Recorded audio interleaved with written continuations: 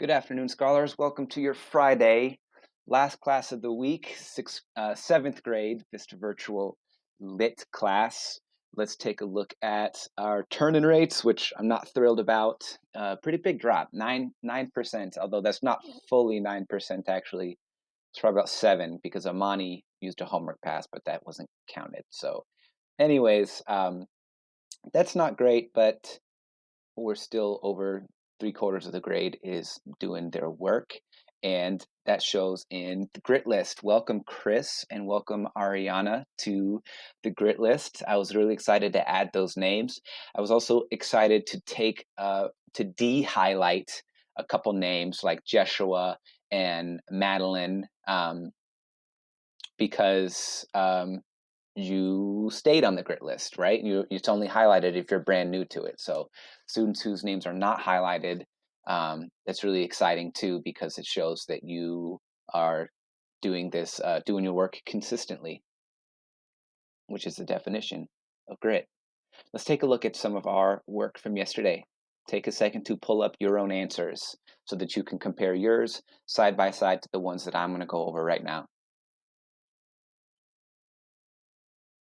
All right, number one, I pulled this answer from Chris V. Why was John Thornton at the camp where he met Buck? John Thornton's at the camp because his partners left him there to get well and left him to get well. You could have just said, Chris, remember, whenever you embed evidence, you just say what you want to say and then find how you can plug the words in. So what you could have done was you didn't need to type, you just put quotes around it. Because his partners, right there, because his partners, quote, left him to get well. When his partners left John, his partners went up the river to get. I love that you picked up on this detail, Chris. They went up the river to get a raft, and they're going to make to get saw logs, and they're going to make a raft to come back and get him. Right. One thing that that wasn't mentioned here was that what was wrong with him was he got frostbite on his feet. His feet were frozen, so he had to stop and let his legs recover from that. He couldn't go on. So it wasn't like he was abandoned. He needed to stop and heal. So they're going to come back for him. All right, I pulled this next answer from Molly. How was Buck able to recover at Thornton's Camp? Buck is able to recover at Thornton's Camp because of the rest, food, and water, and making sure he is clean.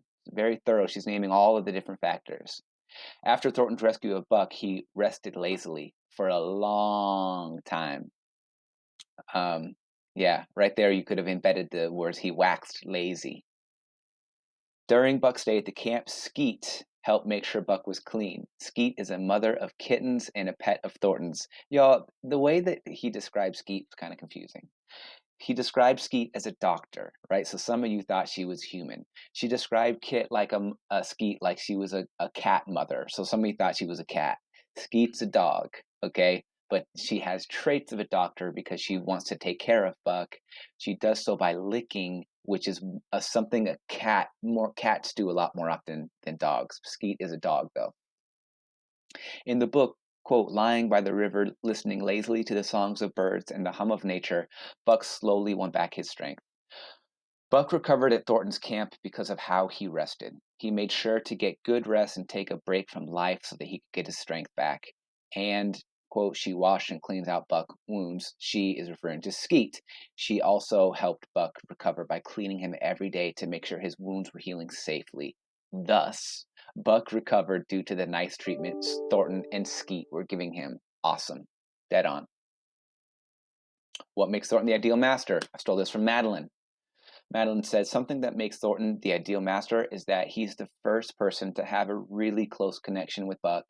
Thornton treats his dogs like his children, quote, because he could not help it. Awesome embedded evidence, Madeline. Buck, in turn, loves his master's, quote, rough embrace. Thornton thinks of Buck as his child. Love it. Love it. I love how accurate it is, and your such smooth incorporation of a couple of the author's words here and there, just smoothly blended into your own. Great job, Madeline. Chris A. gave us our next answer. Buck's fear, when it comes to Thornton, what does Buck's fear? Buck's fear that Thornton will leave him like the rest did. It says Buck followed Thornton everywhere. He is just scared that he will leave. He is just joyful that he has someone to trust, but scared that he will leave Buck for good. Yeah, we know that Buck, um, every master he's ever had has left him in some way or the other. He got kidnapped from the Millers. He was just sold off by Perot, and he was just sold off by the Scotchman, and then his other owners died. So now that he finally has a great master, he's scared he's going to lose him. We're going to look at a couple different examples of how does Buck demonstrate that he's become more of a wild dog than a domesticated dog. First, we're going to look at Serenity's. Serenity did something really interesting in that she first gives us context about how good things are going for Buck.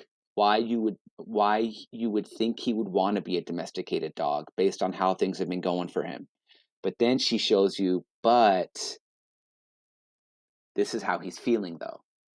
Let's take a look at it. Buck demonstrates that he's more of a wild dog by his thoughts. After his team left Buck with Thornton, he received better treatment with the help of Skeet, an Irish setter female who was there to cleanse his wounds while he was weak, and, of course, a lot of rest so that his body would be able to heal properly. When settling there and spending more and more time there, he grew a very strong bond with his rescuer, John Thornton. But he started to notice how desperately he wants to leave to go answer this internal instinct that seems to be calling him. As Buck sat beside Thornton by the fire, he seemed, remember my feedback from yesterday was to find those key moments. This is a key moment that Serenity found. As Buck sat beside Thornton by the fire, he seemed like a normal Southland dog because he wore the features of one, but, quote, behind him were the shades of all manner of dogs, half-wolves and wild wolves, urgent and prompting, tasting the savor of the meat he ate, thirsting for the water he drank, scenting the wind with him. This explains that internally, Buck was thinking more and more about the wild and his experience in the wild, because he no longer sees himself as a domestic dog. Quote, he linked the past with the present, and the eternity behind him throbbed through him in a mighty rhythm to which he swayed as the tides and seasons swayed. This also shows that he is being more open to his instincts and the wild tendencies, even going as far to see the past experiences not even from his memory alone, but the vast memories of his ancestors that are now being revealed more. She's so right. As he's healed up, he's now kind of paying attention to his instincts more and his thoughts more, and he's feeling more connections with his wolf ancestors. Great job, Serenity. Madeline said, I want to get to Madeline's last actually, because she brings up something that's important. Diana's response was great. She said, Buck demonstrates that he has, Diana took an angle at this that was really surprised me. I hadn't thought about it, but I think she's onto something. She said, Buck demonstrates that he has become more of a wild dog than a domesticated dog by his action and how he shows affection, which is different from the way the other dogs give affection to Thornton. In The Call of the Wild by Jack London, Buck had a new owner, John Thornton, that saved him, and they had been getting rest and are happy with each other. All of you guys are doing such a great job with context before you go to your evidence.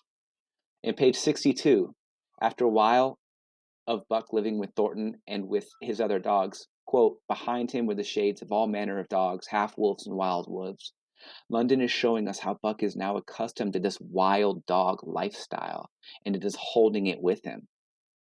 On page 60, Buck does have love towards Thornton, but the other dogs are more domesticated, like laying on his knee or cuddling with Thornton. Quote, he went wild with happiness when Thornton touched him or spoke with him. He did not seek these tokens. London shows how Buck's action is not such a clingy dog, but more of a dog who is independent. In conclusion, Buck demonstrates that he is more of a wild dog by him feeling connected to the outside, to the freedom of being out, and by his interactions with his new owner. Awesome. That was so great, Diana. I think it was I didn't even think about the how the his interactions with Thornton do show that he's not like the other domesticated dogs, right? He's more independent. Madeline's answer is it's shorter, but it hits at an important conflict, an internal conflict that Buck's going to experience throughout this book, which is we're now starting to figure out why this book is called Call of the Wild. Madeline said, Buck demonstrates that he's becoming more like a wild dog. He is starting to have the ability to determine things. Quote, has an ability to determine the weather and wind based on his instincts, which allows him to dig nests that keep him warm in the snow and climate. Hey, Madeline, real quick, check out how you could have blended this instead. You said the ability to determine things, and then your quote also said ability. You could have just done this.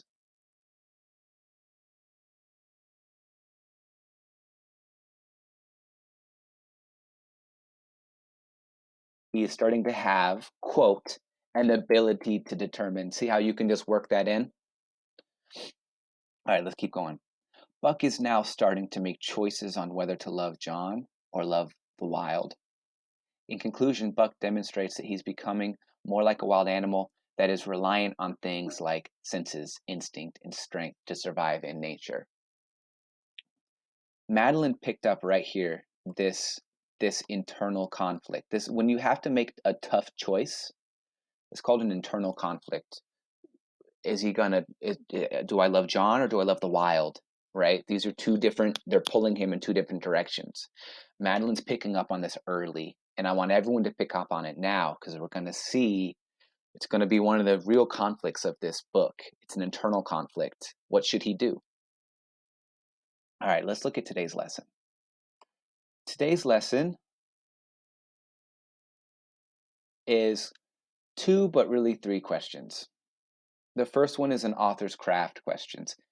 How does London show the reader the depth of Buck's love for Thornton? This is an ASAC response. Okay, so find the evidence that really shows us Buck's love, and break down how London wrote that in. What the impact of what he the words he chooses or the things that he's showing us.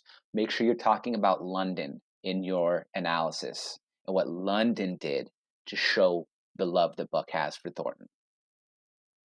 Number two, you're going to build this one as you go, right? So this question is really thinking about what we read yesterday and today. Who has benefited more from their relationship, Buck or Thornton? This is a tricky one, okay?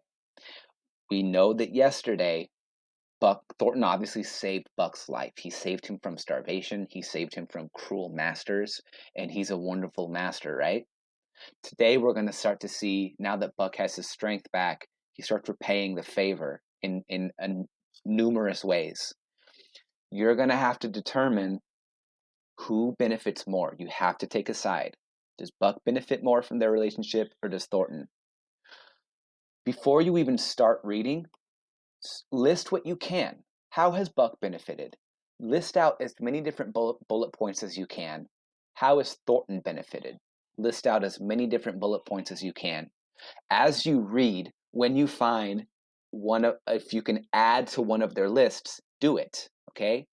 You don't have to pick the list that has the most bullet points.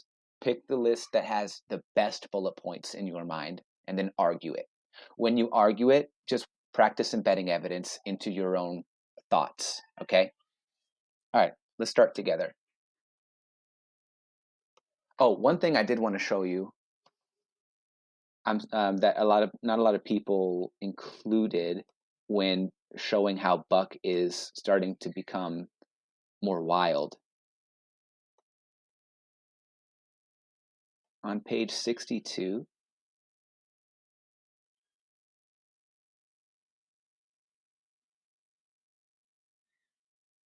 I don't know if you picked up on this, but here it's talking about, well, the bottom of page 51, 61, and the top of 62.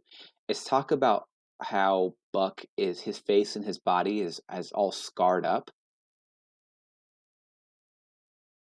And it talks about Buck's fighting. Buck is leaving camp. He's leaving John Thornton all the time, and he's going and fighting. And he's not only going and fighting other dogs, he's killing other dogs, like for fun. It said right here, he had lessons from Spitz and from the chief fighting dogs of the police and mail. And let me skip. He never forewent an advantage and drew back from a throw when he started on the way to death. He had lessons from Spitz and from the chief fighting dogs of the police and mail, and knew there was no middle course. He must master or be mastered, while to show mercy was a weakness. Mercy did not exist in the primordial life. Right? Kill or be killed. Buck, for fun, is going out and he's fighting and killing other dogs. That's why he's still getting scarred up. Okay, so I don't know if anyone picked up on that, but that could have been used as evidence that Buck is definitely more wild than domesticated. Also, right here on page 62 again,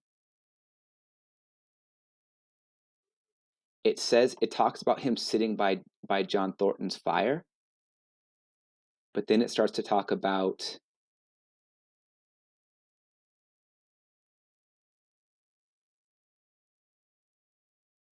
in the next paragraph, deep in the forest, a call was sounding. And as often as he heard this call mysteriously, often he heard this call mysteriously thrilling and luring, he felt compelled to turn his back upon the fire and the beaten earth around it, and to plunge into the forest and on and on. So he's actually leaving. He does this often. He leaves the fire and he plunges into the forest and he just goes on and on.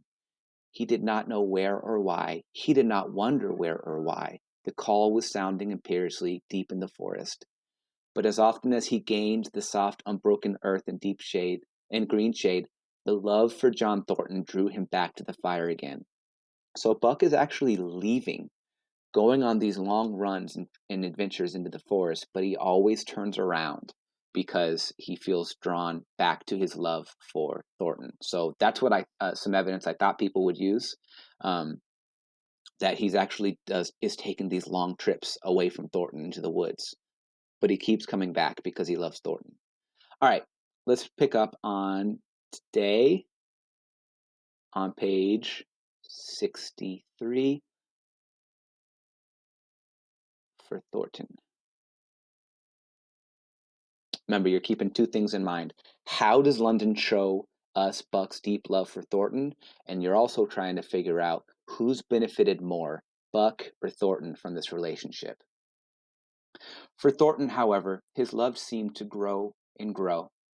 He alone among men could put a pack upon Bucks in the summer traveling. Nothing was too great for Buck to do when Thornton commanded.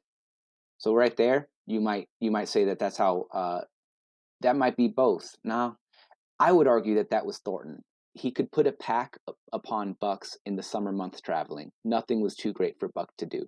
So Buck is helping him. He's carrying probably a heavy load that Thornton no longer has to carry because he's so strong and he's so willing to work for Thornton as anything he asks him to do. That's definitely a benefit for Thornton. One day, they had grub-staked themselves from the proceeds of the raft and left Dawson for the headwaters of the Tanana. The men and dogs were sitting on the crest of a cliff which fell away straight down to naked bedrock 300 feet below. When I first read this, Garls, I thought that they fell with the cliff, but they didn't. They weren't sitting on the part that fell, but they're near it. John Thornton was sitting near the edge, Buck at his shoulder.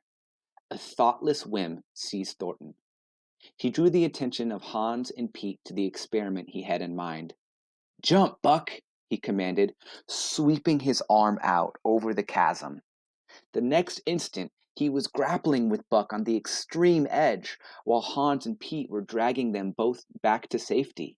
So he just told his dog to jump off a cliff, and Buck was going to do it before he stopped him.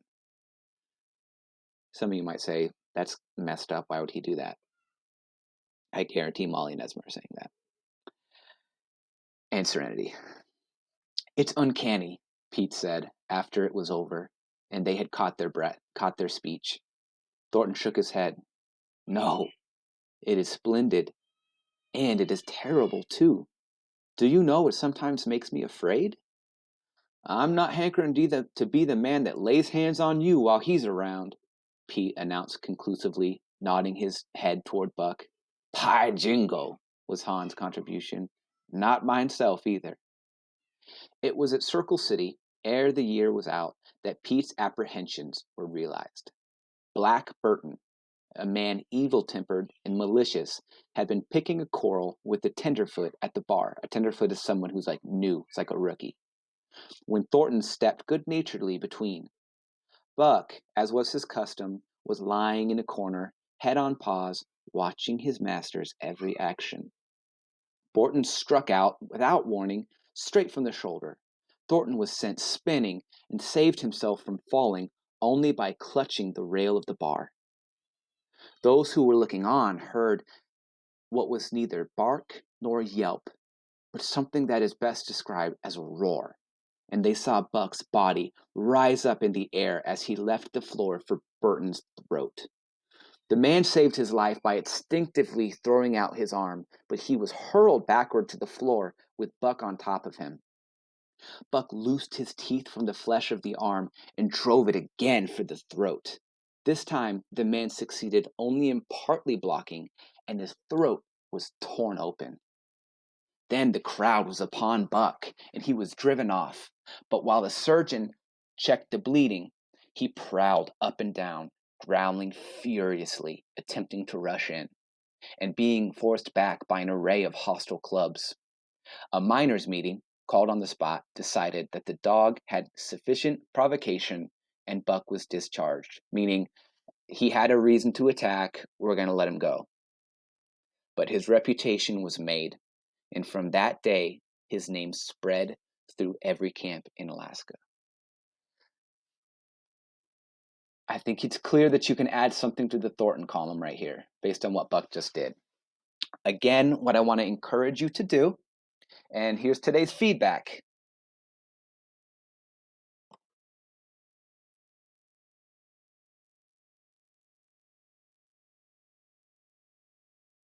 Use facts/evidence from yesterday and today's reading to answer number 2. If I'm just going to say it right now, if you only use evidence from today, you're definitely going to go Thornton. I want you to think about yesterday's reading. Ever since Buck has met Thornton, all the way up until now, make a decision holistically. I'm expecting to see about 50-50. I can't wait to see how you argue your point, and I can't wait to see what things really matter to you. The choices that you make on this are really going to show what you value, and I can't wait to see how well you explain it. All right. I will see you guys on Monday. Have a great weekend. You got 3 days to do this assignment, so take your time to knock it out. All right. Don't skip it. Don't rush. Take your time. Do your best, and I will see you on Monday. Have a great weekend.